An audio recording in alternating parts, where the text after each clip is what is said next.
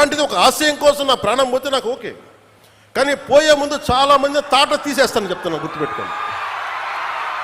ఒళ్ళుపై తెలియకుండా, బాధ్యత లేకుండా, అడ్డగోలుగా మేము చేసేస్తాం ఏదైనా, మొత్తం తీసి రోమం తీసి కింద కూర్చోబెడతాం, గుర్తుపెట్టుకోండి.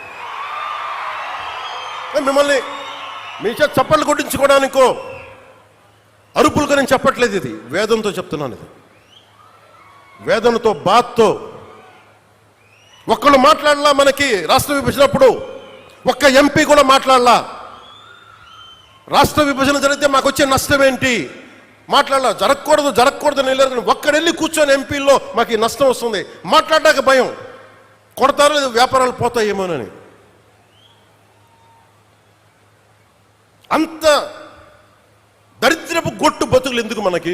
ధైర్యం లేని సమాజం ఎందుకు? ధైర్యం లేని నాయకులు ఎందుకు?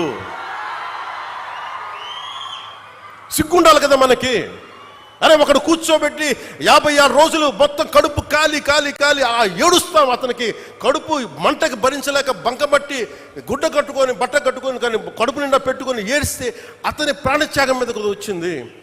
అలాంటి రాష్ట్రానికి అన్యాయం జరుగుతుంది, ఒక్కడు మాట్లాడేంటి? నాయకులు చేసిన తప్పులకి ప్రజలను ఎలా శిక్షిస్తారు? ఆ కోపం ఎవరికి ఉండద్దా?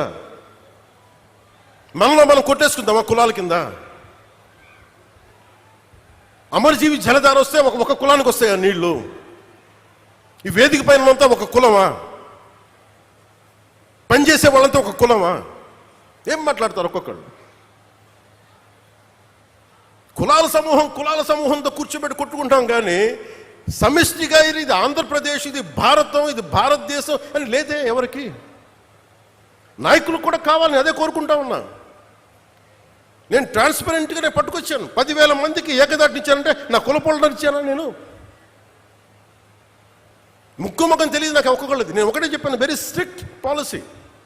నేను 20 మందిని ట్రాన్స్ఫర్ చేయగలను నా పరిధిలో. Very clear cut instruction. ఒక లంచం ఉండకూడదు. వారికి ఇప్పించాం 10,000 మందికి, ఒక 10,000 మంది పైచులకు పైగా అట్ వన్ గో.